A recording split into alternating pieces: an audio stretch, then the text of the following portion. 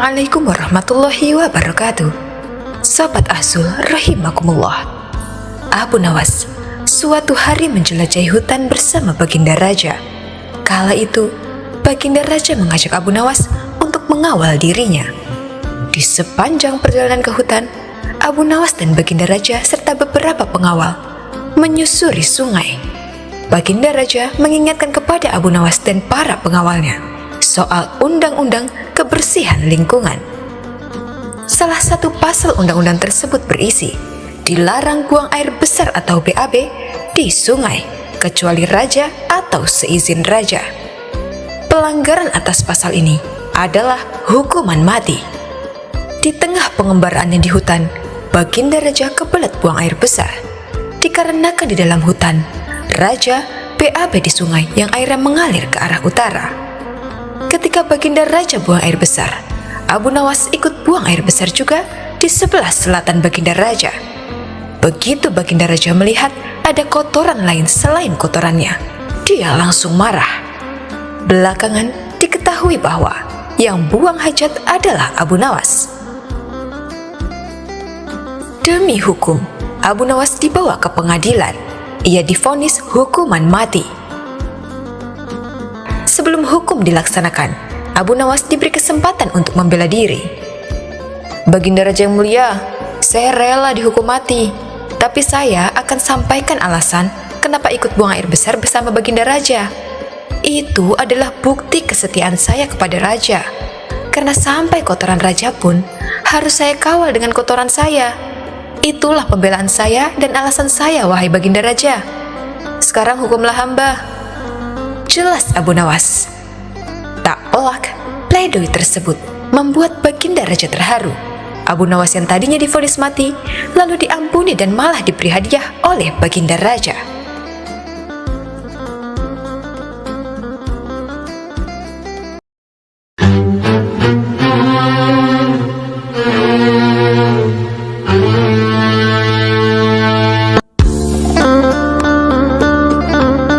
Sobat Ahsul rahimakumullah. Suatu kisah, Abu Nawas bertemu 3 orang yang dianggap bijak di kampungnya. Mereka bertiga bertanya tentang beberapa hal terkait alam raya dan makhluk kepada Abu Nawas. Ternyata mereka bertiga juga sedang menguji kebijaksanaan mereka kepada warga kampung di mana Abu Nawas tinggal. Mereka bertiga ingin menunjukkan bahwa merekalah yang paling bijak. Seketika, warga kampung pun mendorong Abu Nawas untuk menghadapi ketiga orang tersebut. Sebenarnya, Abu Nawas tak ingin menanggapi 3 orang bijak tersebut. Namun, ia tetap harus menghadapi 3 orang bijak tersebut agar dia tahu bahwa Abu Nawas adalah orang yang tidak bisa dianggap remeh. Orang bijak pertama bertanya kepada Abu Nawas, "Di mana sebenarnya pusat bumi ini?"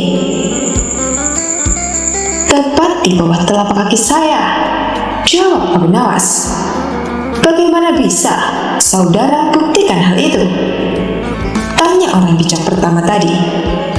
"Kalau tidak percaya, ukur saja sendiri," selorong Abu Nawas. Tiba giliran orang bijak kedua mengajukan pertanyaan. "Berapa banyak jumlah bintang ada di langit?" "Bintang-bintang ada di langit itu jumlahnya sama dengan rambut yang tumbuh di keledai saya ini," jawab Abu Nawas. "Bagaimana saudara bisa membuktikan hal itu?"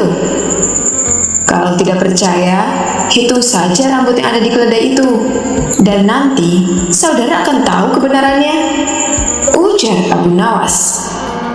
Sekarang, tampillah orang bijak ketiga yang katanya paling bijak di antara mereka.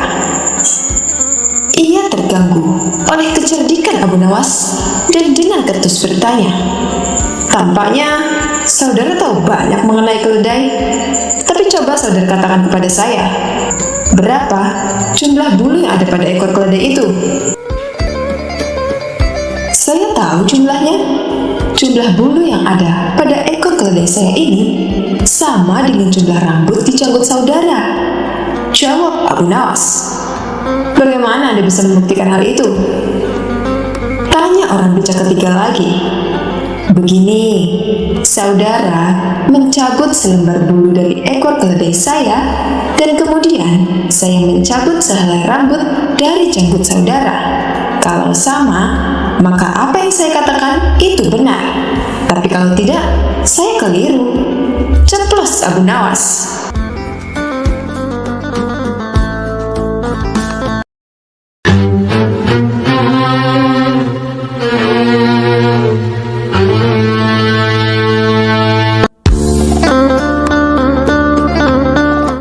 Sobat Azul rahimakumullah. Suatu malam, Raja Harun al-Rasyid kesulitan untuk tidur. Malam sudah semakin larut, dan Raja belum juga merasakan kantuk. Raja kemudian memanggil salah satu pengawal istana dan berkata, "Umumkan kepada seluruh rakyat, barang siapa yang bisa membuat Raja tertidur akan diberikan 10 koin emas." Pengawal istana kemudian bergegas memberikan isyarat kepada bawahannya agar bergerak cepat untuk mengumumkan titah raja kepada rakyat. Setelah itu, datanglah 2 orang yang kebetulan pada malam itu ia juga kesulitan untuk tidur. Mendengar penjelasan dari pengawal istana, mereka berminat untuk mengikuti sayembara. Kedua peserta tersebut gagal membuat raja bisa tertidur. Cerita yang dibawakan 2 peserta pertama justru malah membuat raja semakin sulit untuk tertidur. Hingga sampailah Abu Nawas yang menawarkan diri untuk mengikuti sayembara. Setelah dipersilahkan, Abu Nawas mulai bercerita. "Baginda, dahulu ada seekor raja semut yang kurang kerjaan. Ia masuk ke kuping sebelah kanan seseorang yang sedang tidur. Keluar lagi, masuk lagi, dan keluar lagi. Kemudian masuk ke kuping kiri, keluar lagi, masuk lagi, dan keluar lagi." Raja kesal mendengar kisah yang dituturkan oleh Abu Nawas. Menurut Raja, cerita Abu Nawas tidaklah menarik dan membuat Raja merasa bosan, sehingga ia pun menguap dan memiringkan tubuhnya membelakangi Abu Nawas. Perlahan, Raja pun menutup matanya dan mulai tertidur. Pagi harinya, Abu Nawas masuk lagi ke istana dengan mengendarai kereta. 10 karung diangkat ke dalam kereta satu persatu. Penjaga pintu istana geleng-geleng kepala ketika kereta itu keluar pintu gerbang. Abu Nawas tertidur pulas di atas tumpukan karung emas dengan suara mendengkur yang sangat keras.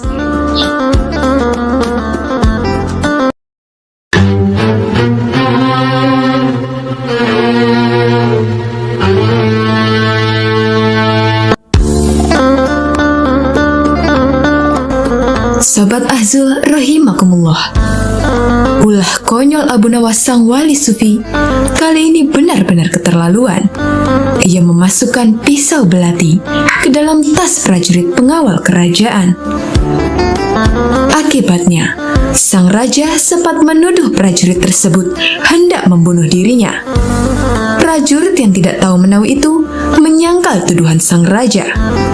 Bahkan ia tak tahu asal-usul pisau belati yang ada di dalam tasnya. Sang raja lalu memutuskan untuk menghukum mati prajurit tersebut. Melalui petugasnya, sang raja perintahkan adanya penyelidikan lebih lanjut terhadap prajurit. Prajurit itu diinterogasi untuk mengetahui motif rencana pembunuhan kepada sang raja. Namun si prajurit melakukan pembelaan diri. Dia bersumpah bahwa dirinya tidak ada niat sedikit pun untuk membunuh paduka raja. Ia menyatakan bahwa dia adalah prajurit yang setia, siap mengorbankan nyawa untuk keselamatan sang raja. Bagaimana mungkin ia sampai tega berencana untuk membunuhnya? Untuk mengetahui kebenarannya, maka pihak istana mengambil langkah investigasi. Kalau ternyata tidak terbukti, maka prajurit tersebut akan dibebaskan dari hukuman mati dan tetap menjadi prajurit pengawal sang raja. Setelah dilakukan investigasi dan mendapat keterangan dari beberapa saksi, barulah diketahui bahwa itu adalah ulah usil Abu Nawas sang wali sufi ini. Sang raja pun merasa geram dan murka. Beliau lalu menyuruh seluruh prajuritnya untuk menangkap Abu Nawas. Setelah berhasil ditangkap dan dibawa ke istana, Abu Nawas sangat terkejut. Ternyata Raja Harun al-Rashid telah mengumpulkan rakyatnya untuk menyaksikan proses hukuman mati yang telah dijatuhkan kepada Abu Nawas. Abu Nawas sempat membela diri dan menganggap hukuman mati ini terlalu berlebihan untuknya. Namun sang raja yang sudah marah dengan ulah Abu Nawas, ia tidak memperdulikan perkataan Abu Nawas sang wali sufi ini. "Hai Abu Nawas, apa alasanmu memasukkan pisau belati ke dalam tas prajuritku?" bentak sang raja. "Yang mulia, hamba akui hamba telah berbuat salah. Tapi hamba melakukan itu hanya untuk menguji apakah prajurit Paduka Raja waspada dengan keselamatan Paduka," jawab Abu Nawas. "Bagaimana bila ternyata yang saya masukkan ke dalam tas adalah bom? Tentunya saat itu Paduka Raja dan para prajurit pengawal sudah mati semua," ucapnya lagi. Raja sempat kaget dan menelan ludah mendengar jawaban Abu Nawas. Dalam hatinya, Raja berkata, "Ada benarnya juga apa yang dikatakan Abu Nawas." Ternyata Abu Nawas sangat perhatian dengan keselamatan sang raja. Namun tiba-tiba di benak sang raja terbesit rencana iseng untuk mengerjai Abu Nawas sang wali sufi ini. Ia ingin balik mengerjai Abu Nawas dengan berpura-pura masih marah. Raja kembali berkata kepada Abu Nawas, "Apapun alasanmu, tidak bisa dibenarkan. Kamu tetap harus menerima hukuman mati," ucap sang raja yang membuat Abu Nawas kaget bukan kepalang. Niatnya yang baik malah berakhir tragis. Kemudian sang raja menyuruh pengawalnya untuk mengambil seekor anak ayam. Lalu anak ayam itu diberikan kepada Abu Nawas. Abu Nawas pun heran dengan maksud semua ini. "Hai Abu Nawas," hardik sang raja, "kamu pegang anak ayam itu dan silakan kamu bunuh anak ayam itu dengan cara apapun terserah kamu. Karena saya akan membunuhmu persis seperti cara kamu membunuh anak ayam itu." Sejenak Abu Nawas terdiam. Ia pun memutar otak mencari cara agar lolos dari hukuman mati. Namanya saja Abu Nawas, pasti tidak akan kehabisan akal. Ia perlahan mengangkat anak ayam dan mengelus pantat anak ayam itu, lalu meniup-niup pantat anak ayam dengan mulutnya. Melihat itu, sang raja menjadi bingung. "Apa maksud dari perbuatanmu itu, hai Abu Nawas? Aku menyuruhmu untuk membunuh anak ayam itu," ucap sang raja. Abu Nawas menjawab, "Beginilah cara saya membunuh anak ayam, Paduka yang mulia. Saya meniup pantat anak ayam agar perutnya penuh dengan angin, dan lama-lama pasti bisa menyebabkan kematian," ucap Abu Nawas. Ada saja cara Abu Nawas lepas dari jebakan saya, ucap sang raja dalam hatinya. "Mana mungkin saya meniup pantat Abu Nawas? Dasar kurang ajar Abu Nawas," sambungnya dalam hati sang raja. Karena merasa kesal gagal mengerjai Abu Nawas, sang raja pun menyuruh Abu Nawas agar segera pergi dari hadapannya. Abu Nawas kembali selamat dan lepas dari jebakan Baginda Raja Harun al-Rashid. Demikianlah kisah Abu Nawas sang wali sufi yang jenaka. Sampai bertemu lagi di kisah selanjutnya.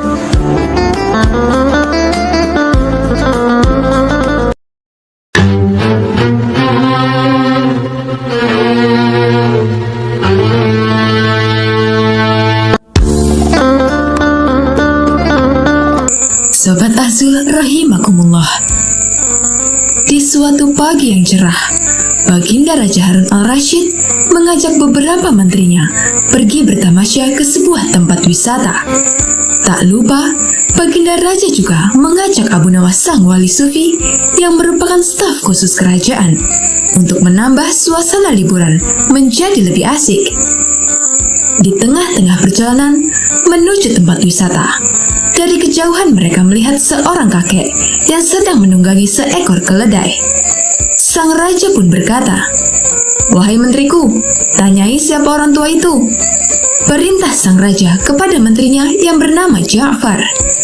Kemudian Ja'far mendekati kakek tua tersebut dan mulai bertanya, "Mohon maaf kek, kalau boleh tahu kakek dari mana?" Tanya Ja'far. "Aku dari Basrah anak muda," jawab si kakek. "Memangnya kakek mau kemana?" Tanya Ja'far kembali. "Aku mau ke Baghdad," jawab si kakek. "Ada keperluan apa kek?" Tanya Ja'far penasaran. "Aku hendak mencari obat untuk mataku ini," jawab kakek sambil memperlihatkan matanya yang sedang sakit.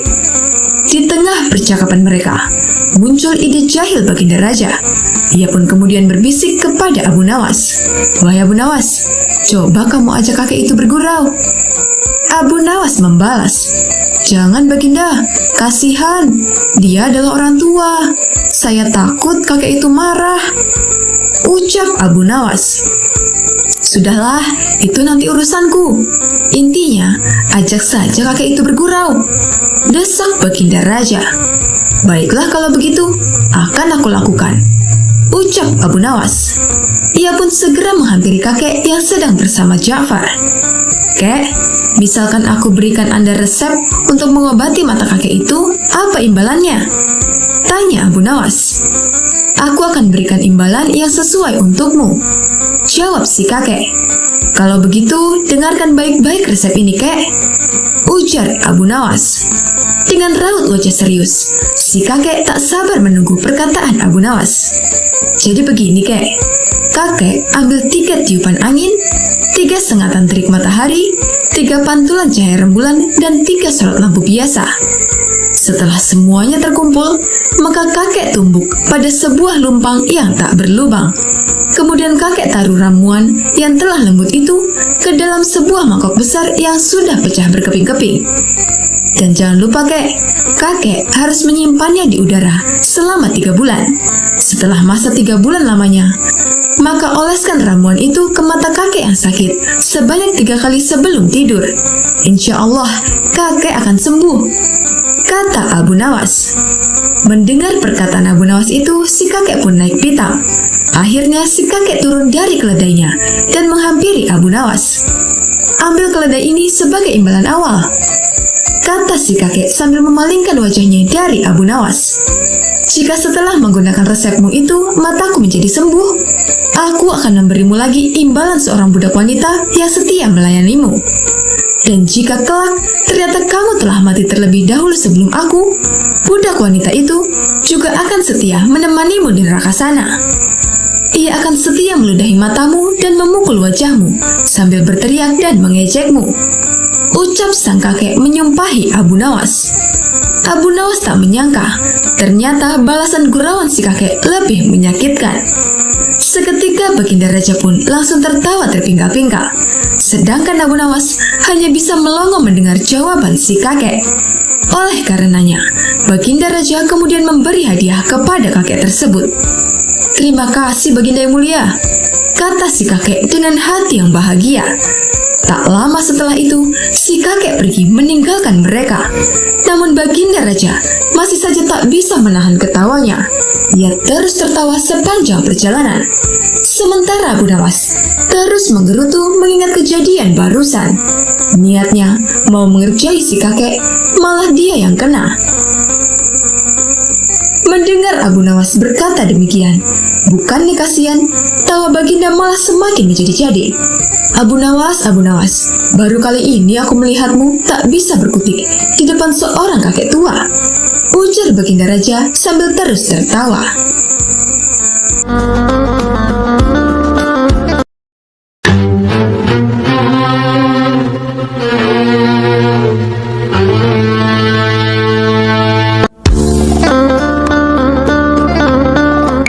Sobat Azul rahimakumullah.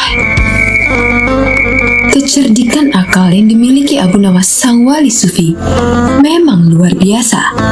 Hingga banyak kisah kecerdikan yang disangkut pautkan dengan dirinya.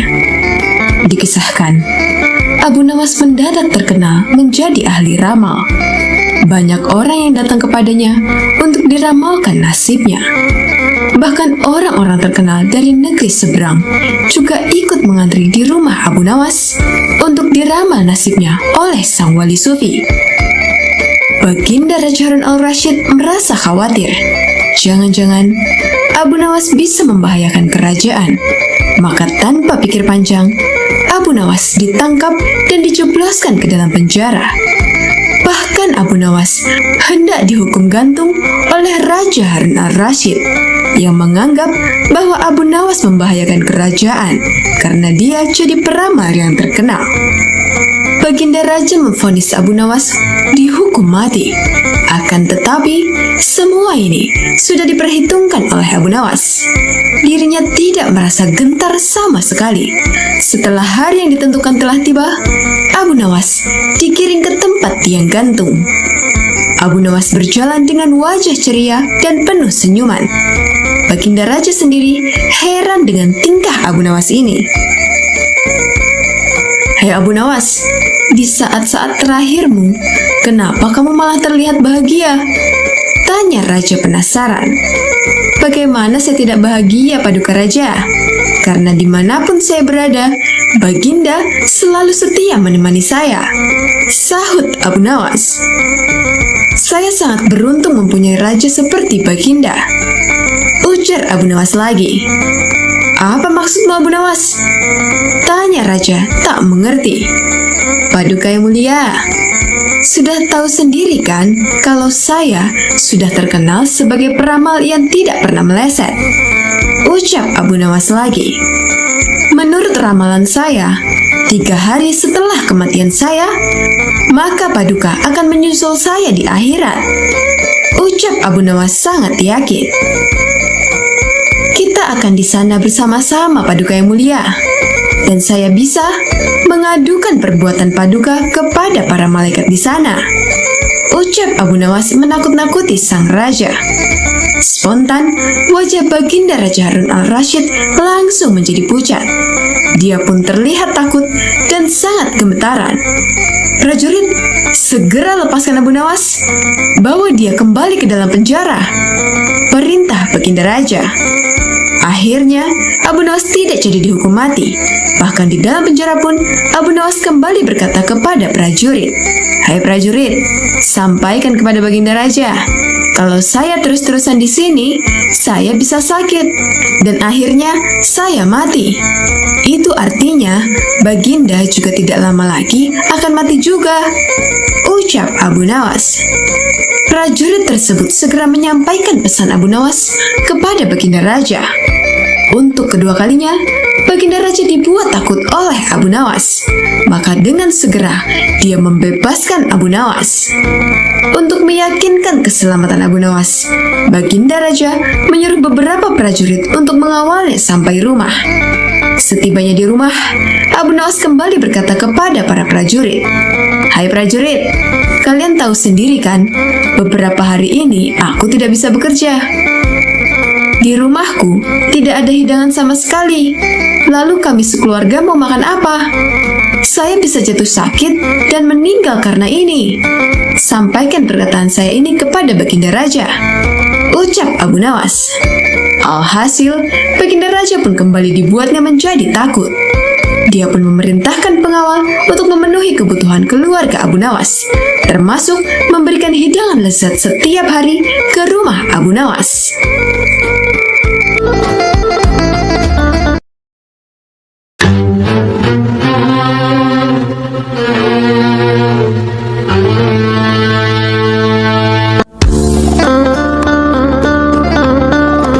Sobat Azul rahimakumullah, Abu Nawas, sosok wali sufi yang dikenal sangat jenaka dengan kecerdikan yang dimilikinya.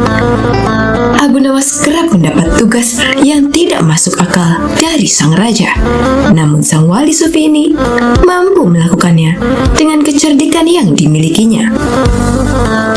Suatu hari, Raja Harun al-Rasyid mempunyai keinginan yang sangat nyeleneh. Ia ingin membuat istana di awang-awang. Memang terkesan janggal. Tapi, apa salahnya kalau dicoba? Kata sang raja dalam hatinya. Paduka Raja kemudian menyuruh memanggil Abu Nawas. Menurutnya, untuk urusan seperti ini, hanya Abu Nawaslah yang punya solusinya. Ada gerangan apa Paduka Raja memanggil hamba? Tanya Abu Nawas. Sang raja menjawab, "Wahai Abu Nawas, aku sangat ingin membangun istana di awang-awang agar aku lebih terkenal di antara raja-raja yang lain. Adakah kemungkinan keinginanku terwujud, wahai Abu Nawas?" "Tidak ada yang tidak mungkin dilakukan, wahai Paduka," jawab Abu Nawas. Paduka kembali berkata, "Kalau menurutmu pembangunan atau pekerjaan ini bisa dilakukan, maka aku serahkan semuanya kepadamu." Abu Nawas terperanjat dan menyesal telah mengatakan kemungkinan mewujudkan istana di awang-awang. Tetapi nasi telah menjadi bubur. Apa yang sudah dikatakan Baginda tidak mungkin ditarik kembali. Sang raja memberi waktu Abu Nawas hanya beberapa minggu. Rasanya tidak ada tugas yang lebih berat daripada tugas yang diembannya sekarang ini. Jangankan membangun istana di langit, membangun gubuk kecil di langit saja mustahil untuk dilakukan. Hanya Tuhan saja yang mampu melakukannya, gumam Abu Nawas. Hari-hari berlalu seperti biasanya. Tak ada yang dikerjakan Abu Nawas, kecuali memikirkan bagaimana membuat sang raja merasa yakin kalau yang dibangunnya itu benar-benar istana di langit. Seluruh ingatannya dikerahkan dan dihubung-hubungkan. Abu Nawas bahkan sampai menjangkau ingatan masa kekanak-kanakannya. Sampai ia ingat bahwa dulu ia pernah bermain layang-layang. Inilah yang membuat Abu Nawas sangat girang. Ia tidak menyia-nyiakan waktu lagi. Bersama beberapa sahabatnya, ia merancang layang-layangnya yang berbentuk persegi 4. Setelah layang-layang tersebut selesai dibuat, Abu Nawas melukis pintu-pintu dan jendela-jendela serta ornamen-ornamen lainnya hingga menyerupai istana. Ketika semuanya selesai, Abu Nawas dan para sahabatnya menerbangkan layang-layang itu di tempat yang dirahasiakan. Begitu layang-layang istana itu membumbung tinggi di atas angkasa, penduduk negeri begitu gempar. Baginda Raja girang bukan kepalang. Benarkah Abu Nawas berhasil membangun istana di langit? Tanya sang raja dalam hatinya. Dengan tidak sabar, beliau ditemani beberapa pengawal bergegas menemui Abu Nawas. Abu Nawas berkata dengan bangganya, "Paduka, istana pesanan Paduka telah selesai dibuat." Ucap Abu Nawas. "Engkau benar-benar hebat, wahai Abu Nawas," kata Baginda Raja memuji Abu Nawas. "Terima kasih, Baginda," jawab Abu Nawas. "Lalu, bagaimana caranya engkau membuat istana itu, wahai Abu Nawas?" tanya Baginda Raja. "Dengan tali tambang, yang mulia," balas Abu Nawas. "Kalau begitu, siapkan tali itu sekarang. Aku ingin melihat istanaku dari dekat," kata Baginda tidak sabar. "Maafkan hamba, Paduka yang mulia. Hamba kemarin lupa memasang talinya, sehingga seorang kawan hamba tertinggal di istana dan tidak bisa turun," jawab Abu Nawas. "Bagaimana dengan kau sendiri, wahai Abu Nawas? Dengan apa engkau turun ke bumi?" tanya Baginda Raja. "Dengan menggunakan sayap, Paduka yang mulia," kata Abu Nawas dengan bangga. "Kalau begitu, buatkan aku sayap supaya aku bisa terbang ke sana," jawab Baginda. "Paduka, sayap itu bisa diciptakan dalam mimpi," kata Abu Nawas menjelaskan. "Engkau berani mengatakan aku gila sepertimu?" tanya Baginda sambil melotot. "Ya, Baginda, seperti itulah," jawab Abu Nawas. "Apa maksudmu, hai Abu Nawas?" tanya Baginda lagi. Baginda tahu bahwa membangun istana di langit itu sangat mustahil dilakukan. Tetapi, Baginda tetap menyuruh hamba mengerjakan sesuatu yang tidak mungkin itu. Sedangkan hamba juga tahu bahwa pekerjaan itu mustahil untuk dikerjakan. Tetapi, hamba tetap menyanggupi titah Baginda yang tidak masuk akal itu, kata Abu Nawas dengan berusaha meyakinkan Baginda. Tanpa menoleh, Baginda kembali ke istana dengan diiringi para pengawalnya. Sementara Abu Nawas ditinggal sendirian sambil memandang ke atas melihat istana terapung di awang-awang. Sebenarnya, di antara kita siapa yang gila? Tanya Baginda mulai jengkel. Hamba kira kita berdua sama-sama tidak waras, Baginda.